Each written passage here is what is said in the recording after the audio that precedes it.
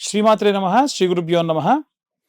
మే 15 నుండి 31 వరకు ద్వాదశ రాశుల వారికి కూడా గోచార రీత్యా విద్యార్థులకు, గృహిణులకు, వ్యాపారస్తులకు, రైతులకు, రాజకీయ నాయకులకు, వృద్ధాప్యంలో ఉన్న వారికి విడివిడిగా ఎలా ఉండబోతుంది, ఏ గ్రహ సంచారం వల్ల వీరికి ఇబ్బంది కలుగుతుంది అనేటువంటి విషయాల్ని ఇప్పుడు మనం తెలుసుకుందాం.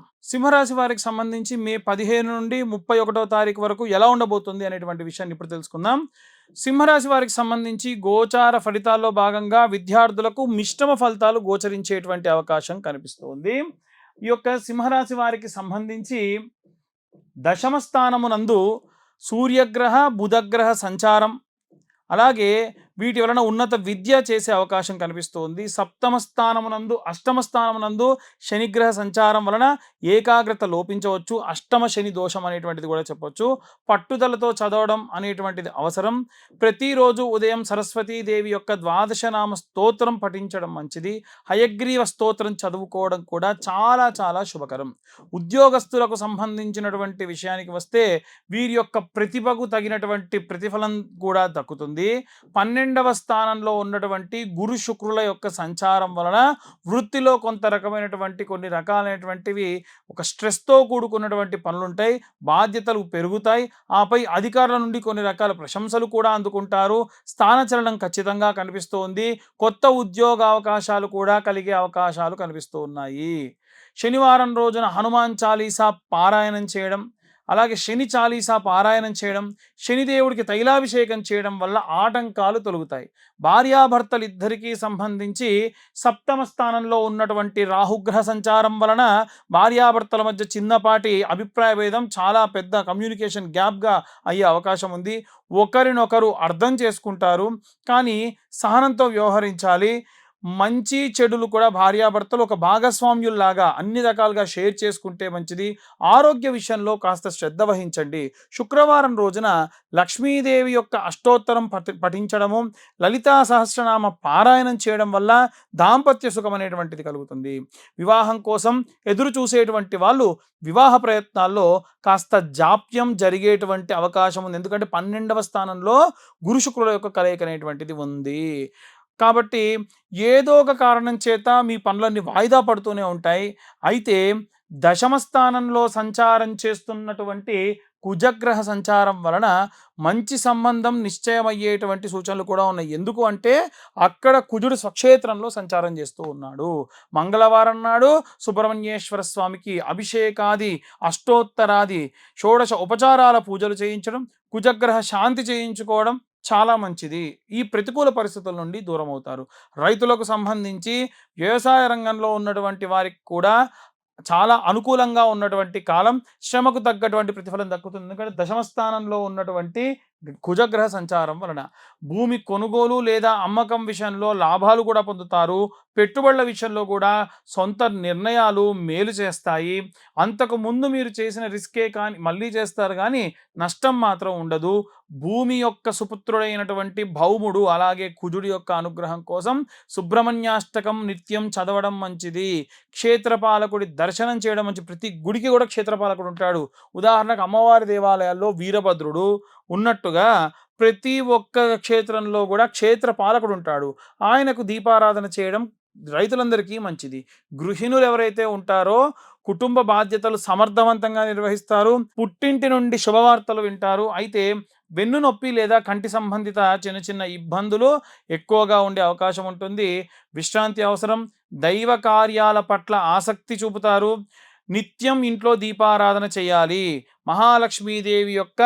మహాలక్ష్మీదేవిని స్మరించడం మంచిది. శ్రీమాత్రే నమః చదవడం మంచిది. మనశ్శాంతి, కుటుంబ సౌఖ్యం లభిస్తుంది. అలాగే రాజకీయ నాయకులకు సంబంధించిన విషయానికి వస్తే ప్రజాదరణ పెరుగుతుంది. మీ మాట తీరుతో ప్రత్యర్థులను కూడా బాగా ఆకట్టుకుంటారు. పదవుల కోసం చేసే ప్రయత్నాలు కూడా సానుకూలం అవుతాయి. విదేశీయానానికి లేదా దూర ప్రాంతాలకు వెళ్ళే అవకాశం ఉంది. పార్టీలో మీ ప్రాధాన్యత పెరుగుతుంది. ప్రతిరోజు ఆదిత్య హృదయం పఠించడం సమాజంలో మంచి గౌరవం, ప్రతిష్టలు, విజయం చేకూరే అవకాశం ఉంది. Cinema, mass media, social media, print మీడియాకు సంబంధించినటువంటి వారికి వీరి యొక్క సృజనాత్మక పదును పెట్టాల్సినటువంటి సమయం. కొత్త ప్రాజెక్టులు చేతికి అందుతాయి, ఆర్థిక స్థితిగతులు పెరుగుతాయి, పబ్లిసిటీ రంగంలో ఉన్న వారికి మంచి గుర్తింపు లభిస్తుంది, అనవసర వివాదాలకు దూరంగా ఉండడం చాలా మంచిది. అలాగే శుక్రుడి యొక్క అనుగ్రహం కోసం లక్ష్మీదేవి యొక్క అష్టోత్తరం, దుర్గా స్తోత్రం లేదా దుర్గా కవచం పఠించడం మంచిది. వృద్ధులకు సంబంధించి ఆరోగ్యంపై ప్రత్యేక శ్రద్ధ వహించాలి. మీ యొక్క నాభి కింది భాగంలో ఉన్నటువంటి మోకాళ్ళు, పిక్కలు వీటికి సంబంధించి నొప్పులు ఎక్కువ అవుతాయి. ఆధ్యాత్మిక చింతన పెరుగుతుంది.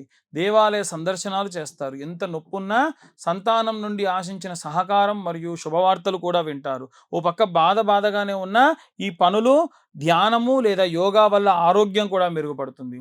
విష్ణు సహస్రనామ పారాయణం. చాలా మంది వృద్ధులకి ఈ నెల విష్ణు సహస్రనామం చెబుతూ ఉన్నాను. విష్ణు సహస్రనామంతో పారాయణం చేయడము, పంచాక్షరి మంత్రాన్ని రోజంతా పఠించడం కూడా విశేష సత్ఫలితాలు ఇస్తుంది.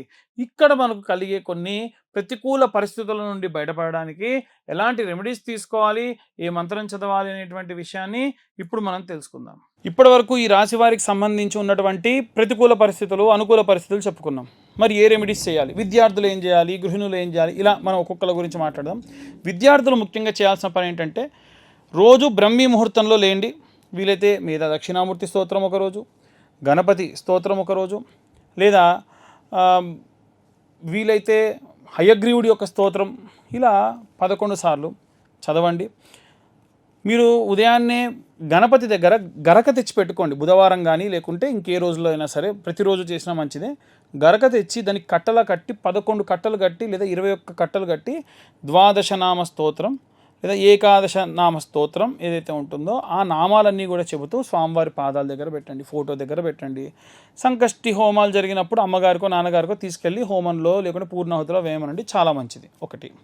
రెండోది, ఉద్యోగస్తులు ఎవరైతే ఉన్నారో ఉద్యోగస్తులు వీలైతే శనగల దండని దత్తాత్రేయ స్వామి దేవాలయంలో కానీ దక్షిణామూర్తి దేవాలయాల్లో ఆయన మెడలో వేయించండి. అది కూడా గురువారం నాడు మంచి గురుబలం పెరుగుతుంది.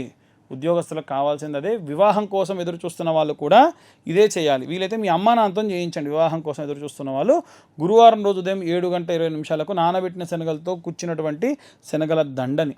అలాగే గురుగ్రహానికి సంబంధించి జపం కూడా చేయించుకోండి. ఈ యొక్క ఉద్యోగస్తులు అలాగే వివాహం కోసం చూస్తున్న వాళ్ళు, డైవర్స్ అయ్యి మళ్ళీ కలవాలనుకునే వాళ్ళు కూడా ఈ యొక్క రెమెడీ పాటించవచ్చు. అలాగే ఎవరైతే గృహిణులు ఉంటారో వారు నిత్యము కూడా శ్రీమాత్రే నమః అన్న పారాయణం చేయడము, గడపకు పసుపు పెట్టడం, రోజు స్నానం చేయకుండా ముందు స్లేపం చేయకండి. మీరు స్నానం చేసిన తర్వాతకే ఊడవడం కూడా చేయాలి. స్నానం చేయకుండా చీపురు పడితే కూడా జ్యేష్ఠాదేవికి నచ్చదు. ఏదో రకమైన నష్టము, లాస్ అనేది జరుగుతుంది. సింపుల్ పని కదా. లేవగానే కాలకృత్యాలు తీర్చుకొని స్నానం చేసిన తర్వాతకే ఇల్లు ఊడవండి, లేకుంటే అస్సలు మంచిది కాదు. మళ్ళీ చాలాసార్లు చెప్పాను, ఇప్పుడు చెప్తున్నాం.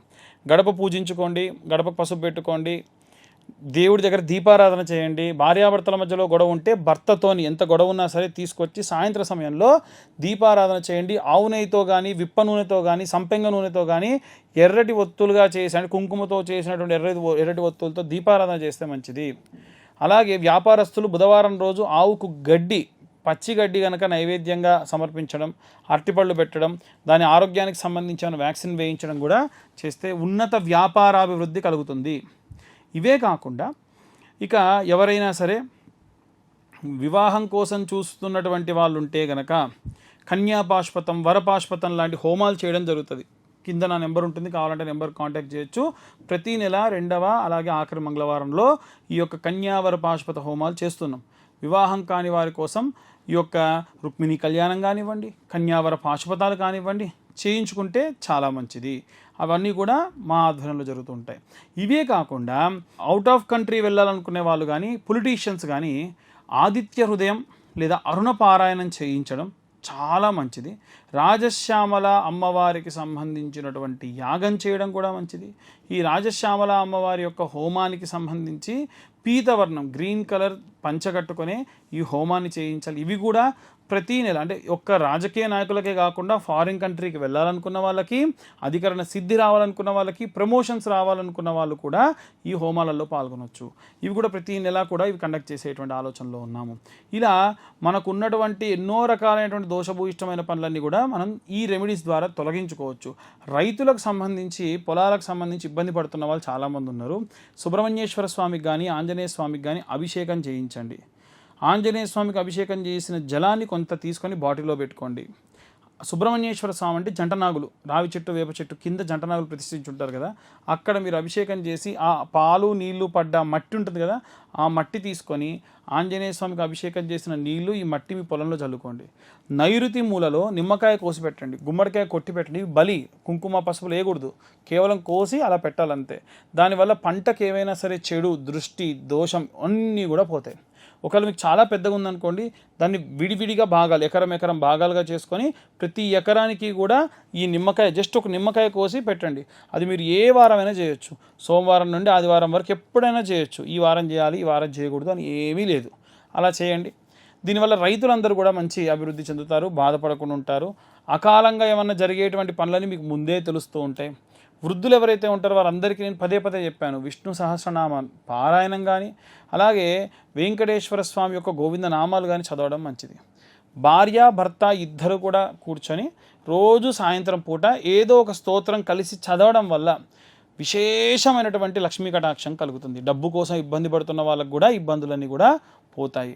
ఇక ఇవన్నీ కూడా గోచార రీత్యా చెప్పేటువంటి విషయాలు మాత్రమే.